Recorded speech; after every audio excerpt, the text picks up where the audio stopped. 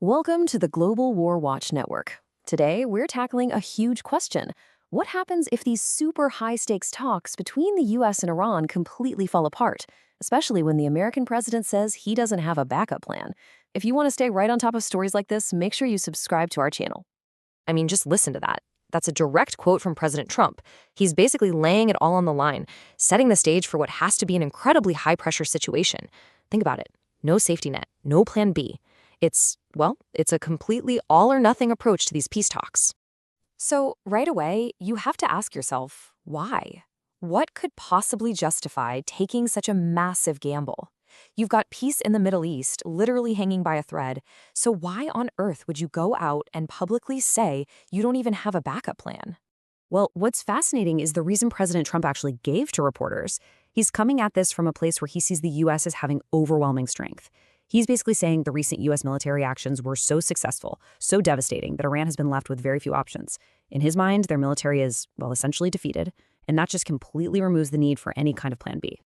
And you've got to understand the timing of all this. This no backup plan stance is happening against a truly historic backdrop. I mean, while he's saying this, delegations from both the U.S. and Iran are literally arriving in Islamabad for the highest level meeting they've had since the 1979 Islamic Revolution. You just can't overstate how immense the pressure is. Okay, so to really get why this is all so tense, we need to zoom in on the specific flashpoint that brought everyone to the table in the first place. And it all comes down to a tiny strip of water that has a huge, huge impact on the global economy, the Strait of Hormuz. Now, look at this number, just 20%. It looks simple, right? But that one number is the absolute key to understanding why this crisis in one region could send shockwaves through economies all over the world. So, what do you think it represents? And here it is. That 20%, that's the share of the entire world's crude oil that has to pass through the Strait of Hormuz. So when Iran blockaded this critical waterway after those U.S.-Israeli strikes back on February 28th, they were essentially holding a huge chunk of the global energy supply hostage. That single act is what kicked off this whole crisis. So you might be wondering, how did we go from active conflict to sitting down at a negotiating table? Well, this timeline lays it out pretty clearly. The conflict starts on February 28th. It goes on for almost 6 weeks until in early April, Pakistan and some other nations managed to broker a pretty fragile 2-week ceasefire. And that brief pause was just enough to get the delegations to Islamabad on April 11th. Okay, so now they're at the table, which brings us to the most important question. What does the United States actually want out of all this? What's their bottom line, their absolute non-negotiable? And you can't get much clearer than this. When a reporter asked President Trump what a successful deal would look like, this was his answer. It's almost entirely about one thing, making sure Iran does not and cannot get a nuclear weapon. I mean, that's been a cornerstone of U.S. policy for a long, long time. And just look at who they sent to negotiate. These aren't low-level diplomats. For the U.S., you've got Vice President J.D. Vance, Jared Kushner, and Special Envoy Steve Witkoff.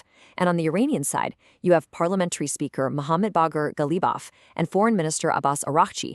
I mean, these are the heavy hitters. It just goes to show you how seriously both sides are taking these talks. Right, but it's not just about the nuclear issue. There's another really big demand from the U.S. side. They're insisting that Iran cannot impose any kind of transit fees or tolls on ships going through the Strait of Hormuz.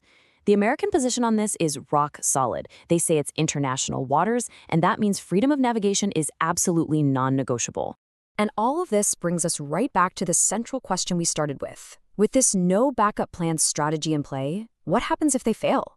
If they can't make a deal, what's the alternative? And, well, this really lays out the two paths forward in the starkest way possible, all based on official statements. If they succeed, you get a lasting ceasefire, the Strait of Hormuz reopens, and things in the Middle East hopefully de-escalate. But if they fail, well, failure means, and these are President Trump's words, reloading U.S. warships to finish it off one way or the other, through renewed strikes on Iran. The contrast couldn't be more dramatic, and the consequences of failure, they're just incredibly severe. So that's where we're left. You know, President Trump himself said it best. When he was asked about the talks, he just said, "I have to see what happens tomorrow." With stakes this high, and with one side publicly saying there is no other option, the entire world is basically holding its breath, watching and waiting to see which one of these two paths gets chosen. Thank you so much for watching. We really want to hear what you think about all this, so please share your thoughts down in the comment section below. And hey, join the conversation on our social media too. All the links for that are in the description. And of course, don't forget to like, share, and subscribe to the Global War Watch Network.